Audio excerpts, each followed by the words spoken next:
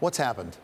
So a few things have happened. You've got folks who live in Trump Tower who have sold their condos at inflation-adjusted losses. Since President Trump became president or was elected in November of 2016, there have been 9 folks who have sold their condos in Trump Tower, and 8 of them came at an inflation-adjusted loss.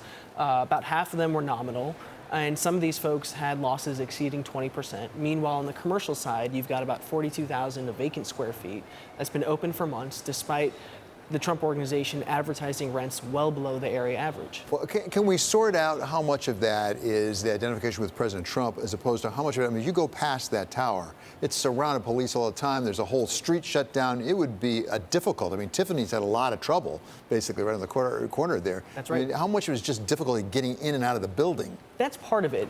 So when we spoke with folks who used to live in Trump Tower, they said that one of the reasons why they sold is because of the security. It's just a real hassle to get into the building, particularly if you're an owner and you have to go across these concrete barriers, you have to go past the phalanx of security.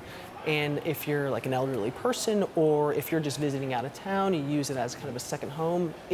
There's a question of whether it's worth all that hassle. There was speculation when Donald Trump first ran for president, that part of the reason he was doing it to enhance the Trump name that was on a lot of buildings, hotels and things like that. What about other buildings with the Trump name on it? I mean, for example, his big hotel down on Pennsylvania Avenue.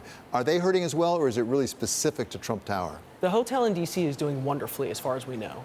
It's become a magnet for Republican politicians, favor seekers, lobbyists, and others in D.C. The issue with the Trump brand generally is that he's a very divisive president. You've got a lot of folks who love him and a lot of folks who hate him. And the thing is, in New York City, where he got less than 10% of the vote, there's a lot of buildings here with his name on it.